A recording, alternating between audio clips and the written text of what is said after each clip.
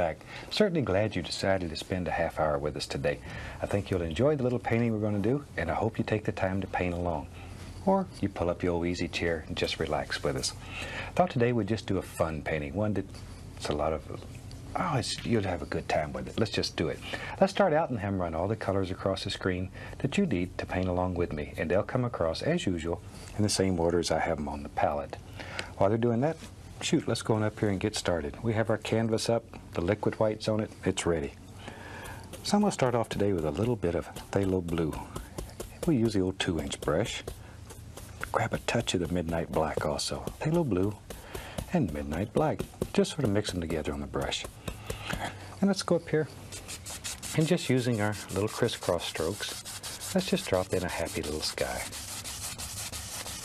Just start at the top and work all the way across. Just making little X's. And then begin working downward. And your color is mixing with the liquid white continually and automatically. Automatically, your sky will get lighter and lighter toward the horizon. And that's one of those little tricks that help create the illusion of depth in your painting. As things get farther away from you in a landscape, they should get lighter in value. So let the liquid white work, and it'll happen automatically here. Okay. And just sort of blend it all together. There we are. And very lightly, just go across it. It takes out the brush strokes. Isn't that easy? You've got a fantastic little sky. Now, while we have that color on the brush, I'll add just a little more blue and black. And let's have a little touch of water in this painting today. So, now once again, we want it to be lighter toward the horizon. So start at the bottom and work upward. And your darker color then will be down here on the base. See there? And then just work upward. And automatically, once again, it'll get lighter in value as it works upward toward the horizon. Okay, and then we'll need some water on the other side. Don't want it left out. I don't know exactly where land's going to be and water's going to be. So we just cover it all with water. And if we want a tree to live here or here, we'll just drop it in. There. Now then, very lightly, just gently go across and bring it all together. Okay, now then we can wash our brush. And we wash our brushes with good old odorless thinner. I never use turpentine when I'm washing brushes. It leaves a residue in your brushes, which is very difficult to get out. Plus it smells bad. Oh, it smells terrible. One drop of turpentine in your house and you'll be working by yourself, I'll tell you, because it'll run everybody in the house out. Okay, titanium white. We'll just use the old 2-inch brush. What the heck? Let's build just a happy little cloud. And one of the easiest ways to make little clouds is just take the corner of the brush and just tap the canvas with it. Just tap the canvas. We just want a little floater that lives up there in the sky. Just has a good time. Just tap. And you can make him as thick or as thin as you want him. Whatever. We'll give him a little friend.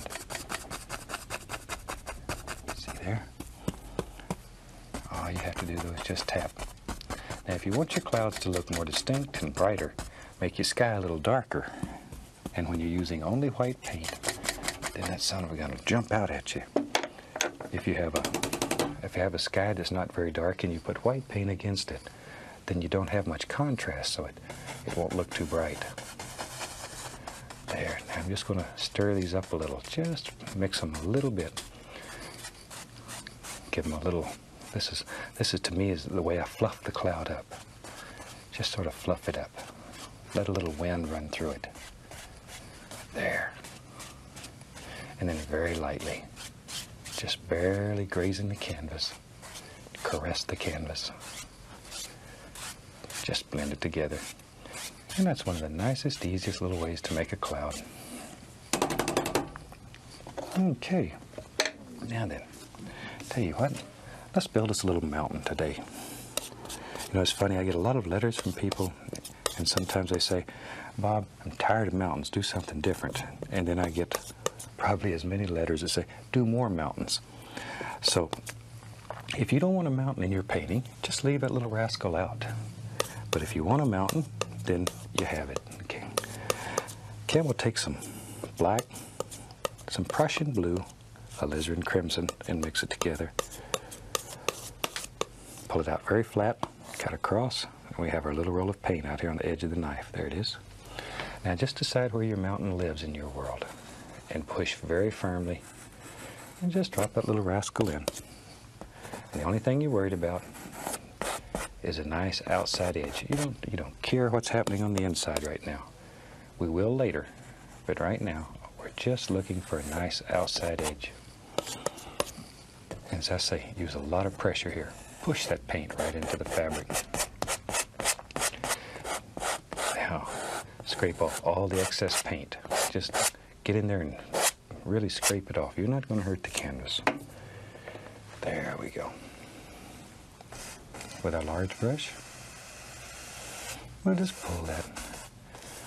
And then it'll mix with the liquid white that's on the canvas, and automatically it'll get lighter and lighter down toward the base. Just softer and softer. There we go. And that son of a gun should look like it's just sort of floating right up here in the sky. And that gives you a nice base now to begin putting highlights on. Let me clean the old brush again. I like to wash these brushes. Shake it off. There we go. Now then, today I'm just going to use, let's just take titanium white, pull it out very flat. It's just plain old white. Now this is one of those times you really need a firm paint. This paint should be very firm. You know, people say, how firm is it? Look at that. The knife literally sticks right on the palette. It's very firm. Cut off a little roll of paint, like so. Now then, no pressure. No pressure. There. See there? Just touch and just let it flow right down the side of the mountain. But no pressure. You want it to break like this and have all those little holes and bumps in it. There we go. And up here, see there? It's so easy at times, it's hard. There we go. No pressure though. Can't say that enough times. Probably the most common mistake made is applying too much pressure. And this is one of the best ways that there is to learn to use a knife. And if you can make snow break on these mountains, then you can just make a multitude of other things. It's unbelievable what you can do just by learning to let this snow break here. That delicate touch, light touch. I think I've mentioned over and over again when I was teaching Steve, my son, to paint. The only way I could get it across to him was to tell him that I wanted him to pretend that he was a whisper that just floated across the mountain. And then he understood. It worked for him, and he makes some of the most beautiful mountains today you've ever seen. Using a little blue and white here in our little roll of paint. And I want to put a shadow behind there. No pressure. Just let it float. See there? Just let that float right in there. And each highlight, each little peak in here, if you want it to be an individual, needs a shadow. There, see, right there. Give him a little shadow. And you can change this mountain continually. Maybe you want to put a bump over here, another peak. See, you can do that. In your world, you can create any illusion that you want. I think that's what attracted me to painting so much. I could create any kind of world that I want. Nothing hurts here, no pain. Nobody's unhappy. It's a pleasant place. Everything's nice here. Okay, now then with a large brush, I want to create the illusion of mist. So all I'm going to do here is just tap the base. Just tap, following the angles in the mountain. Always following those angles. And then lift upward. See? And all the little misty things just sort of happen. Open over here, follow these angles. Sometimes I'll take a little of that blue on the brush. Maybe you want to bring this right on around. I'll take a little of that shadow color, and we can just make it sort of look like it wraps around. That's sneaky. And it adds a little more interest to your mountain. That easy. Then just sort of tap it out and bring it together. Okay, and that's all there is to it. Let's have some fun. I'm going to mix up some black, Prussian blue.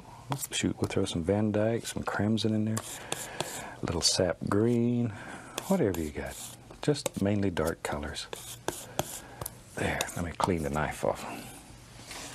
Now let's use our old fan brush today. Let's go in here and load some color right onto the brush. Just load both sides of the brush up. Now then, let's have some fun. Let's just push in. Maybe there's some little background things that live way back in the distance back here, far away. And I'm just pushing and making the bristles bend upward. Just la la la la la la la doo doo doo doo.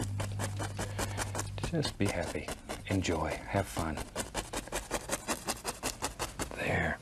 Now I want some reflections under this, so I just grab the bottom of it and pull it straight down. See there? Because the canvas is wet, you can do this and get away with it. If you had a dry canvas, you'd be in agony city. Then go gently across, just like so. See? And instant reflections. That easy. Maybe in our world back here, maybe there's a happy little tree that lives right here, a little evergreen tree. See, just touch and then use just the corner of the brush and work back and forth, back and forth. And we got a little tree. Maybe he's got a friend here that's a little bigger. There. Tree needs a friend too. There he is. Now see, I'm sort of weird. I name all these little trees and talk to them, but that's okay. That's okay. Artists are supposed to be a little different. There. So we can get away with things like that. Maybe out here there's a little baby tree. Maybe they ran him off, made him go live out here by himself. All kinds of things. I'll get another fan brush. I have several of them going so I don't have to continually clean them. We'll take a little of that same color we made the tree out of and go into some cad yellow. And that'll turn a beautiful green color because there's blue in there. There. Okay, let's go up here.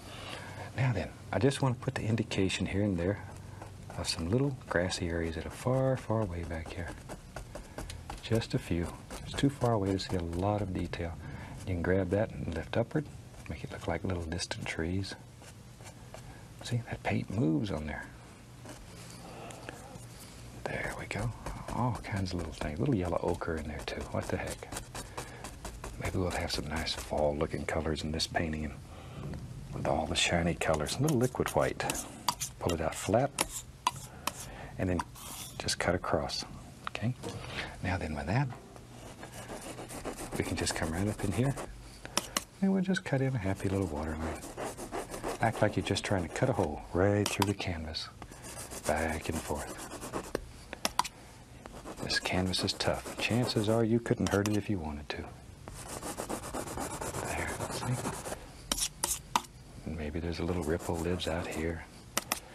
And one out here, wherever you want them.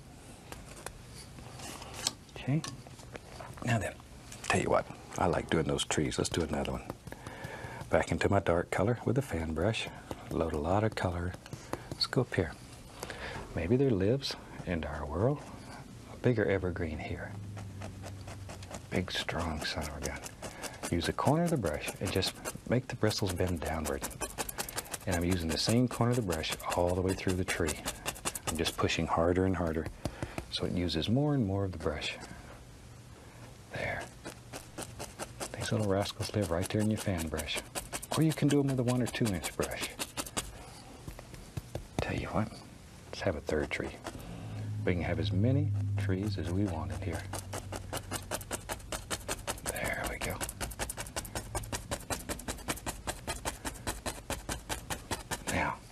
I'm going to get over here and find me a 1-inch brush.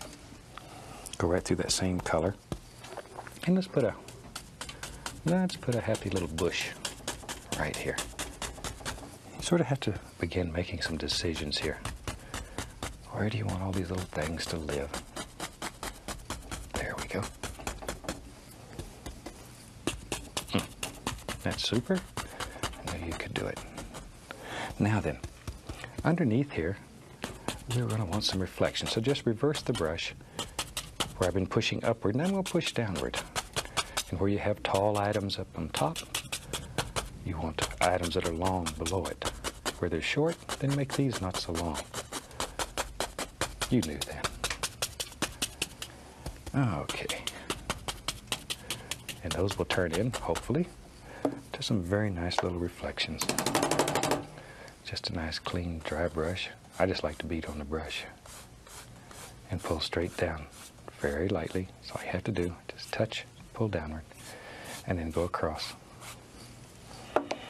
Okay. Now then, I'm going to take my knife, a little bit of dark sienna, a little white into it, and get a very small roll of paint on the knife. Okay, now then, let's go up here. Just put the indication here and there of a few little trunks in these trees.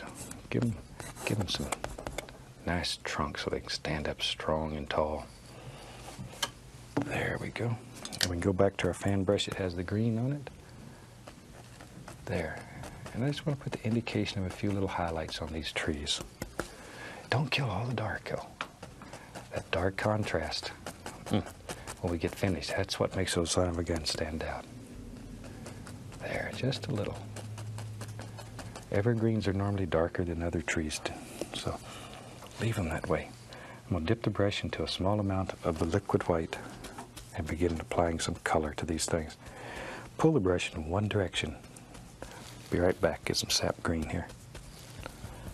There we go. Sap green, cad yellow. One direction. Load the bristles full of color. Let's go up here. Now you have to make some decisions. Where do your little bushes live? Just touch and give a little push, just enough to bend the bristles a tiny bit. We'll alternate some of the colors here. I went into a little yellow ochre. Now we can reverse the brush and drop a little of that right in there if you want to. Right in there. Maybe up in here there's a darker green living. There he is. There he is. There he is. See? There's a big, strong bush over here. He's my friend. There. Okay, and another one. But notice how these are going in layers. Those layers, little Indian yellow too, are what create the illusion of depth in your bushes. Reverse it, drop in a few. See there, just reverse your brush. And they don't have to be exact, just a general shape. A little bright red once in a while too. Ooh, that's a pretty one sitting over here in the corner.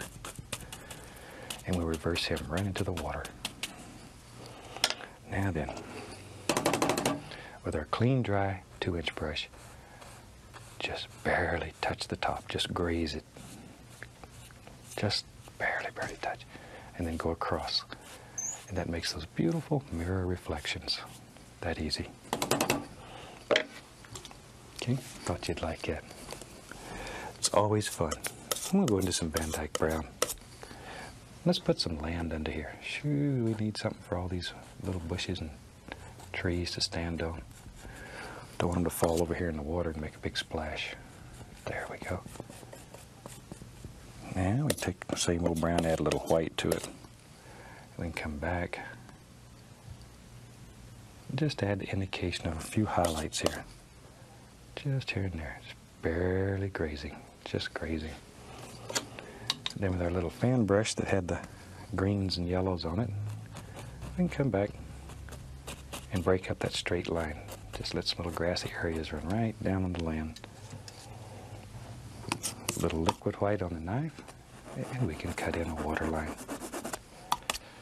Just drop it in. Keep these lines basically straight, even though they follow the land. You want them to be straight, or your water will look like it's going to run right out of the painting. There we go.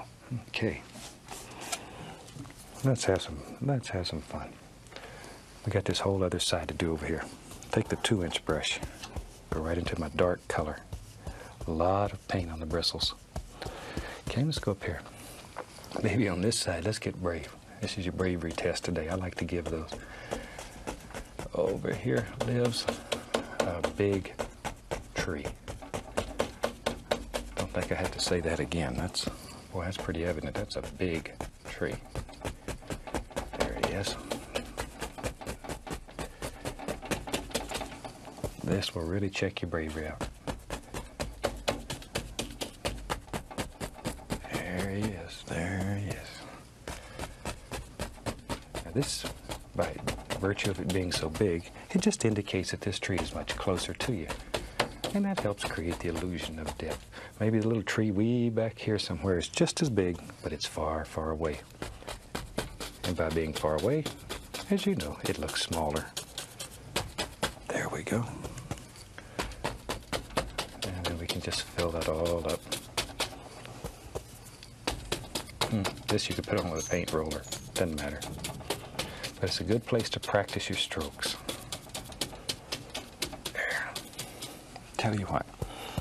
Sometimes we avoid this old big brush, and it's a super brush. It'll do fantastic things for you. Let's load it to a chisel edge. Both sides full of paint. Same old dark color, but a lot of paint in the bristles. It takes a lot of paint to stick all these bristles together. See how sharp that son of a gun is? There. Now then, with that brush, maybe there's a large evergreen. Shoo, there is now. There's right there. Just the corner of the brush. And begin working back and forth like so.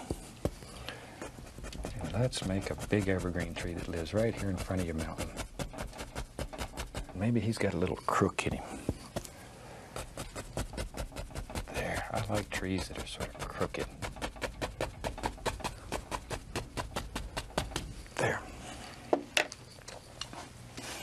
Okay, let's put a tree trunk in that. For that, we'll just use some dark sienna and white. Same thing we used on the other side. There. And since the fan brush already has all that green on it, we can use it to just put in the indication of some highlights. Not too many, not too many. There we go. So you don't have to paint the whole trunk because you won't see the whole trunk. All right, now, let me find another fan brush here. There's one. We'll take some Van Dyke brown, and let's build the indication of just a tree trunk in here.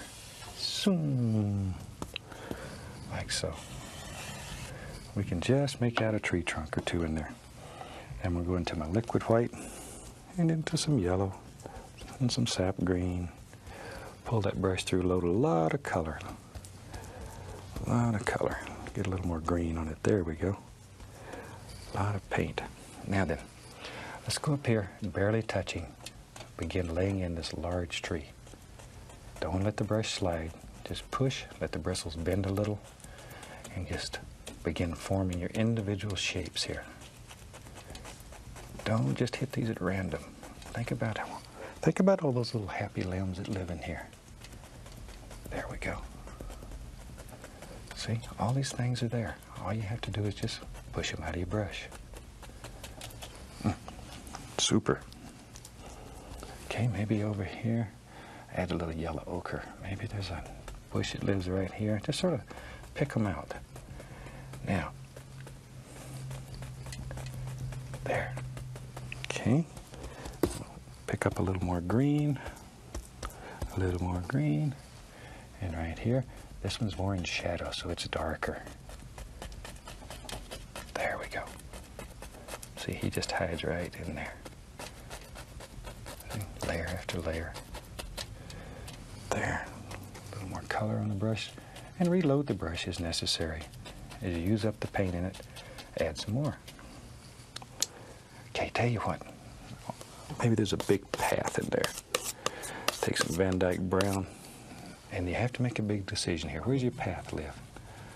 Maybe your path lives right there.